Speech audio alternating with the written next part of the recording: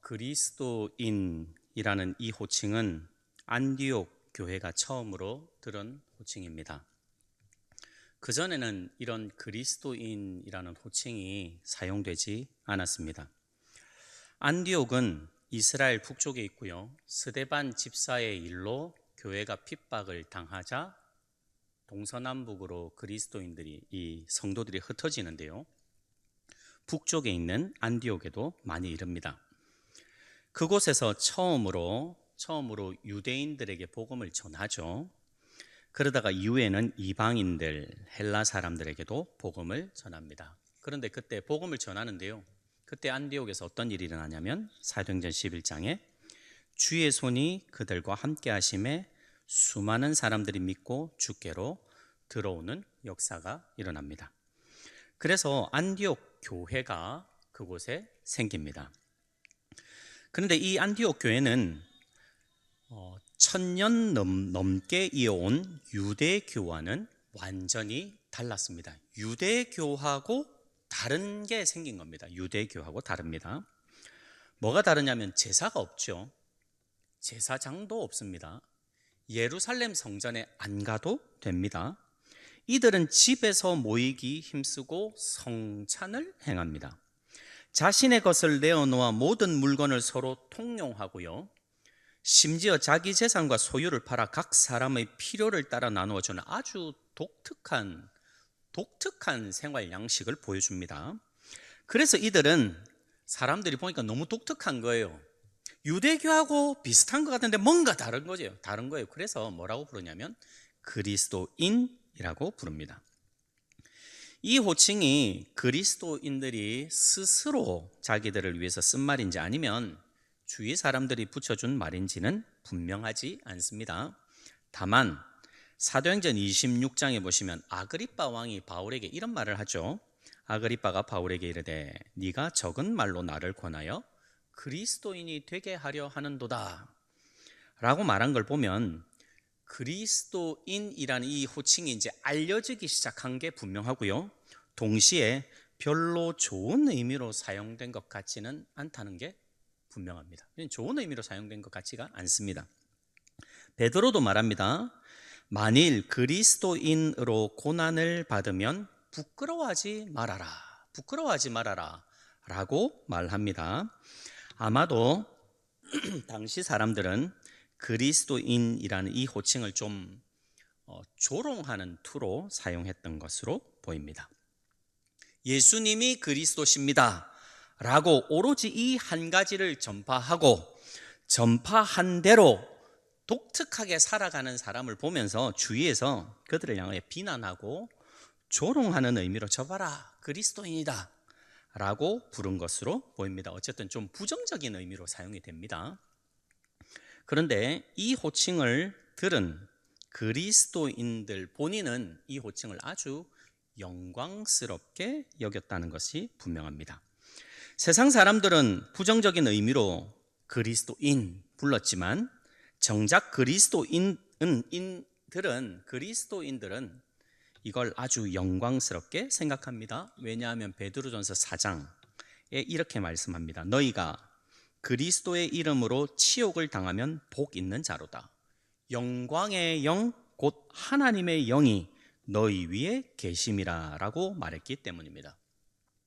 하나님의 영, 성령이 함께 계심의 증거가 뭐라고요? 바로 그리스도의 이름으로 치욕을 당하는 것. 즉 그리스도인이라고 비난당하고 조롱당하고 사람들로부터 외면당하는 것이었기 때문입니다. 그렇습니다, 여러분. 그리스도인이라는 호칭을 듣는 것은 성도에게 엄청난 영광입니다. 왜 그렇습니까? 예수가 그리스도십니다 라고 말하고 그 말한 대로 독특하게 살자 생겨난 호칭이기 때문입니다. 즉 그리스도인이라는 이 호칭은 쉽게 얘기해서 예수님 때문에 생겨난 호칭이란 말입니다. 그리스도인이란 이 호칭은 그리스도 때문에 생겨난 호칭입니다. 그러니 영광이죠. 예수님 때문에 새로운 이름, 새로운 호칭을 받았으니 영광이죠. 고린도후서 6장 9절 말씀에 성도는 무명한 자 같으나 유명한 자다 그랬죠. 무명한 자 같으나 유명한 자다 그랬죠. 진짜입니다.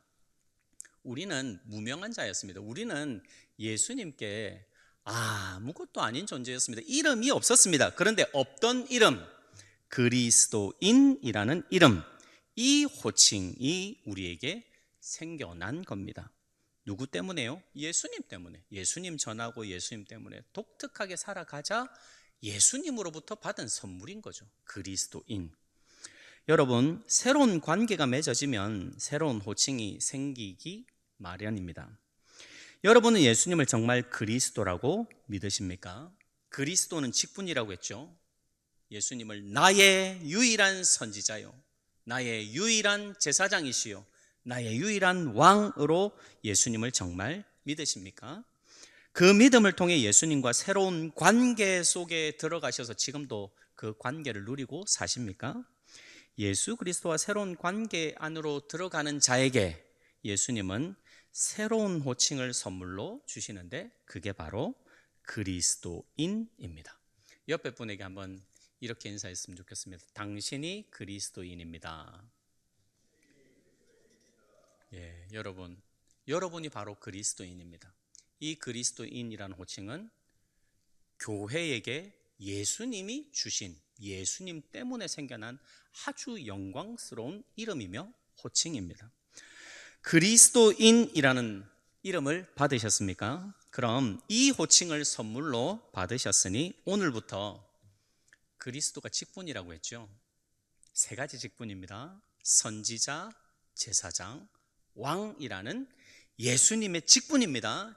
이 직분에 맞는 이 그리스도께서 우리에게 그리스도인이라는, 그리스도의 사람이라는 이런 귀한 호칭을 주셨으니, 그러므로 여러분, 오늘부터 우리도 그리스도의 이 세 가지 직분을 모두 감당하셔야 합니다.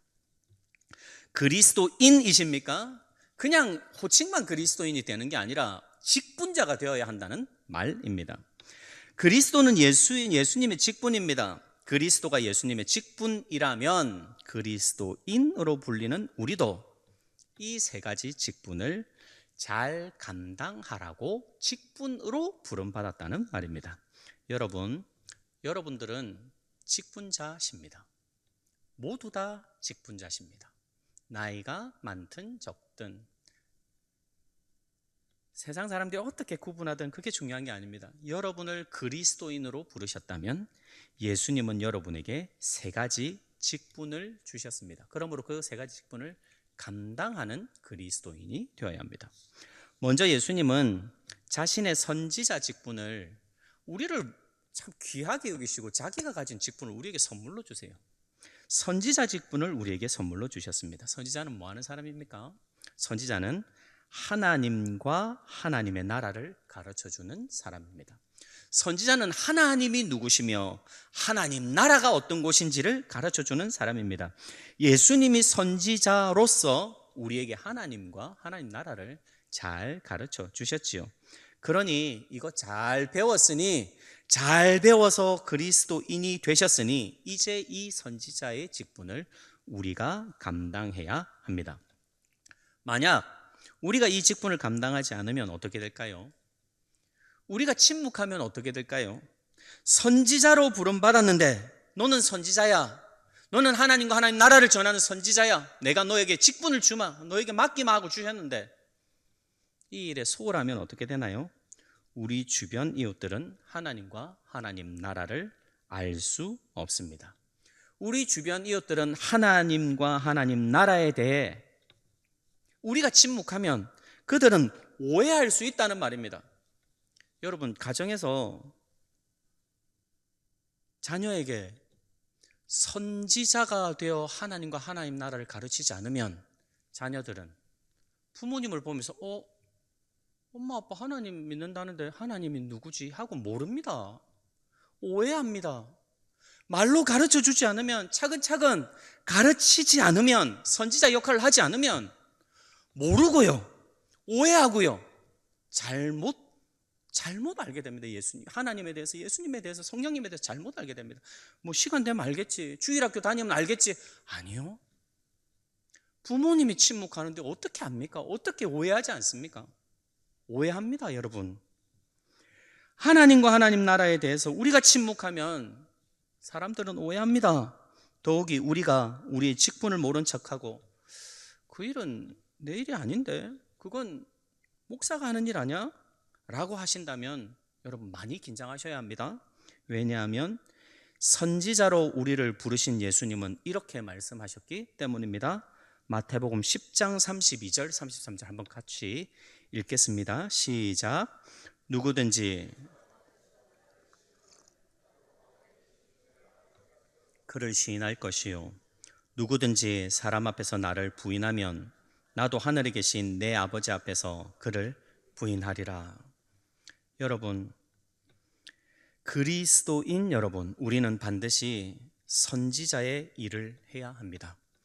우리 모두는 선지자이기 때문입니다. 민수기 11장에서 모세가 이렇게 예언했습니다. 여호와께서 그의 영을 그의 모든 백성에게 부어주사 다 뭐가 되기를 원한다? 선지자 되게 하시기를 원하노라. 여러분, 우리 모두가 선지자 되는 것, 그게 하나님의 꿈입니다.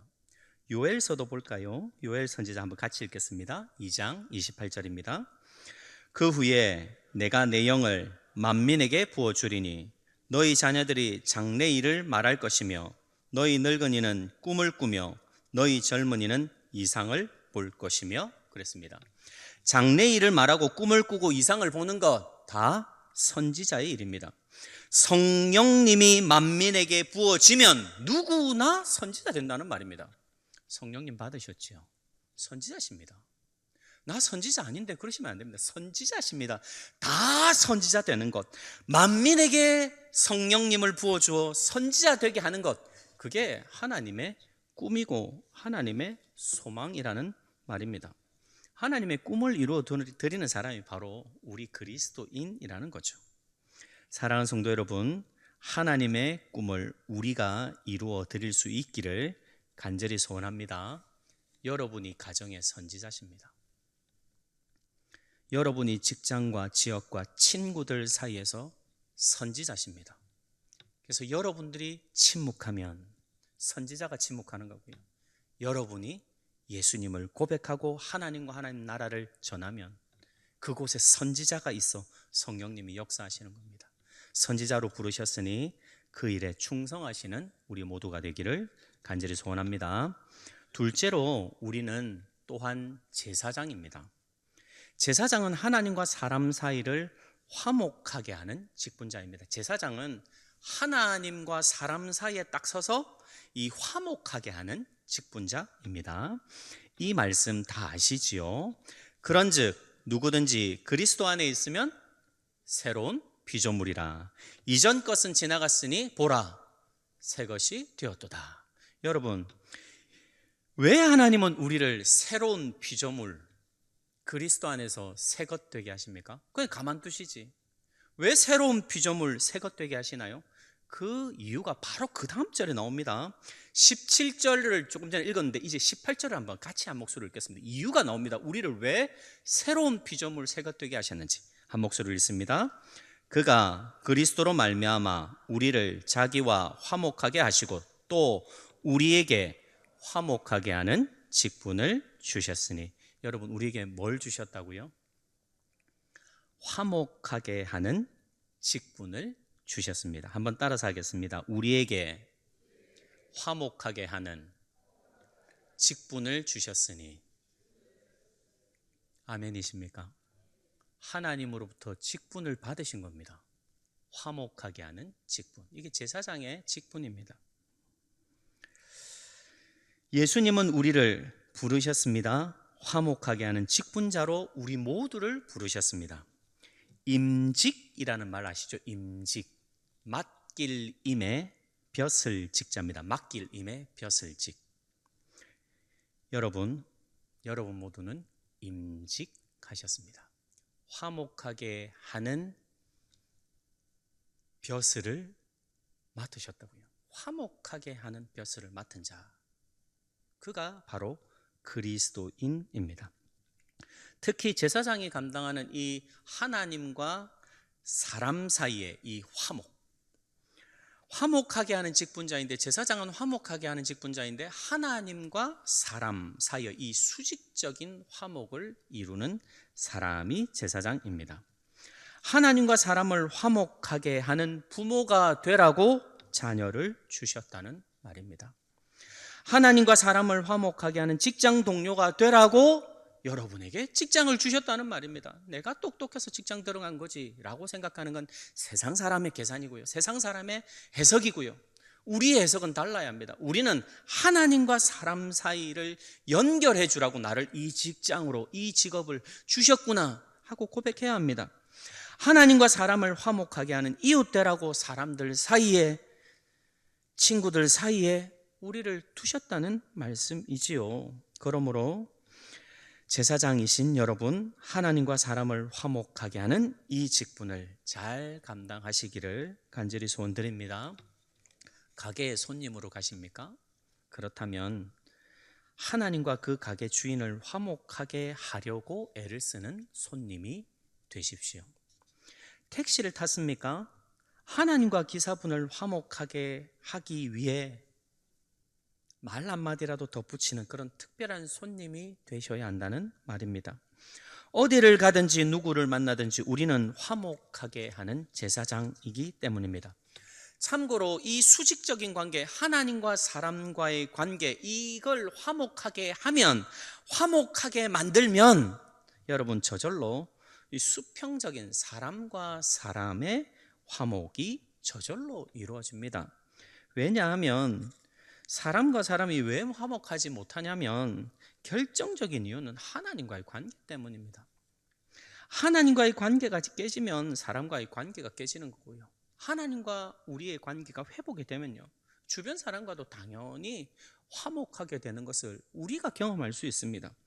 하나님의 놀라운 큰 은혜를 받았을 때를 한번 생각해 보십시오. 정말 놀라운 큰 은혜를 받았을 때, 한량없는 그 죄사함의 은혜의 감격에 빠졌을 때를 생각해 보십시오. 그때 세상이 아름답지 않던가요?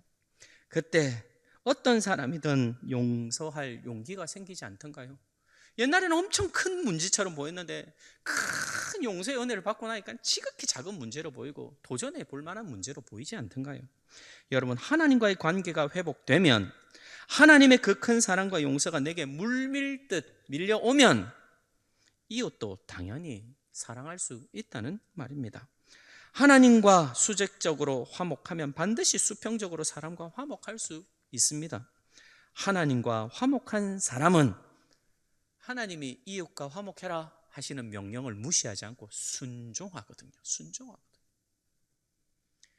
화목해라, 내가 너희를 사랑한 것 같이 너희도 서로 사랑하라, 이 말씀을 그냥 건너뛰지 않고요, 순종하려고 애를 쓰거든요. 그러면 하나님과 회복되면 옆에 사람과도 회복되는 건 당연한 겁니다. 그게 당연한 수순이고 받은 사랑을 흘려보내는 자에게 나타나는 마땅한 일이라고요. 세상에 우리는 이 화목하게 하는 제사장으로 여러분을 부르셨습니다. 하나님은 그렇게 부르셨습니다. 어디를 가시든 이 사명 잘 감당하시는 모든 제사장 다 되시기를 주님의 이름으로 간절히 소원을 드립니다. 마지막으로 그리스도인은 선지자고요, 그리고 제사장이고요, 그리고 그리스도인은 왕입니다. 여러분은 왕이십니다. 하나님은 우리를 왕으로 임명하셨습니다. 그러므로 우리는 왕으로서 잘 먹이고 잘 지켜 주어야 합니다. 여러분, 대통령에게 원하시는 게 뭡니까? 모두에게 물어보십시오. 딱 두 가지로 귀결됩니다. 풍요로움과 안전 아닌가요? 경제와 안보.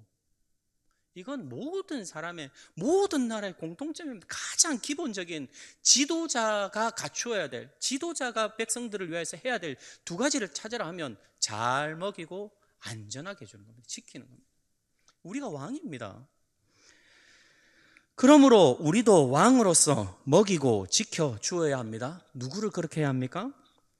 하나님이 나의 영향력 안에 두신 사람들을 잘 먹이고 잘 지켜주는 왕이 되셔야 합니다. 사장님이십니까? 직원들을 내 영향력 아래 두셨죠. 그럼 잘 먹이고 잘 지켜줘야 합니다. 세상 사람처럼 빼앗고 쥐어짜서 죽여서 부속품처럼 갈아 끼우는 게 아니라, 사장님이십니까? 영향력 아래 있는 사람들에게 그러해야 합니다. 부모님이십니까? 자녀를 함부로 대하시면 안 됩니다. 잘 먹이고 잘 지켜주셔야 합니다. 교회 직분자십니까? 잘 먹이고 잘 지켜주셔야 합니다. 핑계거리로 잘한 건 내가 영광받고 못한 거는 네가 책임지고, 그건 세상의 원리고요. 그렇게 살면 안 되죠. 참된 왕은 잘 먹이고 잘 지키는 겁니다. 여러분, 주십시오. 왕이 제일 잘해야 하는 건 주는 겁니다. 그래서 바울은 이렇게 말했지요. 한번 한 목소리를 같이 읽겠습니다. 시작. 범사에 여러분에게 돕고 또 주 예수께서 친히 말씀하신 바 주는 것이 받는 것보다 복이 있다 하심을 기억하여야 할지니라. 여러분, 왕이 제일 잘해야 되는 건 주는 거라는 겁니다. 예수님이 왕으로서 우리에게 무엇을 주셨습니까? 자신의 살과 피와 생명까지도 주셨습니다. 그분이 참 왕이십니다. 그분이 참 목자시죠. 그분은 싹군이 아니시죠. 왕이시죠. 그러므로 우리도 왕답게 주면서 살아야 합니다. 주기 위해 사셔야 합니다. 왕은 빼앗는 자가 아니라 주는 자이기 때문입니다. 뭘 주시겠습니까? 지금 있는 것을 주십시오. 나중에 많이 생기면 그때 줄게. 그건 죄송하지만 잘못이고요. 지금 주셔야 합니다. 지금 있는 것이 무엇이 있습니까? 돈, 시간, 젊음, 지혜 있으십니까? 그걸 주십시오. 여러분의 인생을 즐기는데 시간과 물질과 젊음을 사용하지 마시고, 여러분의 인생을 즐기기 위해 이런 것들을 사용하지 마시고, 왕이라는 직분자이니 나의 영향력 안에 있는 친구와 이웃과 동역자들을 먹이고 지키기 위해 남은 삶을 사시라는 말씀입니다. 지금 교육부서 여름 성경학교 중이지요. 주십시오. 뭐 줄 것 없나? 내가 도울 것 없을까? 살피십시오. 왕답게 잘 살피십시오. 느헤미야가 예루살렘으로 돌아가서 잘 살피잖아요. 지금 상황이 어떤가 쫙 살핀 다음에 계획을 탁 내놓잖아요. 그게 멋진 지도자죠. 어떻게 하면 줄까? 어떻게 하면 섬길까? 어떻게 하면 풍요롭게 할까?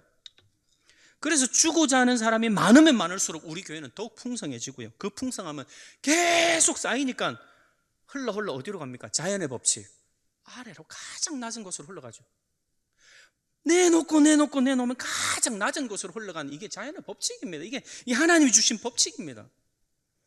그런데 반대로 주는 것에 인색하면 말라 비틀어지는 거죠. 어디서부터? 밑에서부터 말라 비틀어져 쥐어짜는 거죠.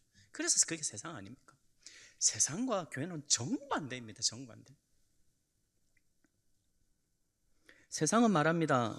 당신의 한 번뿐인 인생, 당신의 소중한 삶이니 가장 귀한 것을 스스로를 위해 사용하십시오 라고 말합니다. 이건 세상의 말이고요. 사탄 마귀의 속임수입니다. 그런 말에 넘어가지 마십시오. 여러분에게 있는 가장 귀한 것, 여러분에게 있는 가장 소중한 것, 그것이 무엇입니까? 그것을 직분자답게 옆에 두신 이웃과 다음 세대와 필요로 하는 모든 이들에게 나누며 사십시오. 그게 참된 왕입니다. 인생의 표대가 주는 것이 되었으면 좋겠다는 말입니다. 남의 것을 빼앗는 게 인생의 목표가 아니라, 내게 들어온 걸 끝까지 지키려 하는 것이 아니라 주고 또 주고, 그래서 상대를 지키고 풍성케 하는 것 되기를 주님의 이름으로 간절히 소원을 드립니다. 사랑하는 성도 여러분, 말씀을 맺겠습니다. 우리는 그리스도인입니다. 그리스도인은 그리스도의 직분을 받은 직분자입니다. 하나님과 하나님 나라를 가르치는 선지자고요, 하나님과 사람을 화목하게 하는 제사장이며, 영향력 아래 있는 자들에게서 빼앗고 막 그들을 빨아먹는 게 아니라 나누어 주고 풍요롭게 하고 지켜주는 왕입니다. 이게 우리의 직분이며 우리의 할 일입니다. 하나님께서 우리에게 맡기신 이 직분과 직무가 우리들의 인생 표대가 되어야 할 것입니다. 하나님께서 맡기신 직분과 직무를 위해 살면 그걸 표대로 향하여 쫙 달려가면요, 나머지는 중요하지 않습니다. 이 표대를 딱 놓치는 순간 뭐가 중요할까요? 이 표대를 딱 놓치는 순간, 인생 표대를 딱 놓치는 순간, 직분이 표대가 되지 않으면 이제 그때부터 외부적인 걸 챙기는 거죠. 나를 위해서 돈, 성, 직장, 취미, 인기, 즐거움, 자기 만족, 그런 거에 취하는 겁니다. 표대를 잃어버리니까 흔들리는 거죠. 표대가 없는데 어떻게 정상적으로 합니까? 사랑하는 성도 여러분, 인생의 표대가 무엇입니까? 여러분의 인생 표대가 무엇입니까? 오늘 왜 사십니까? 내일 왜 사시겠습니까?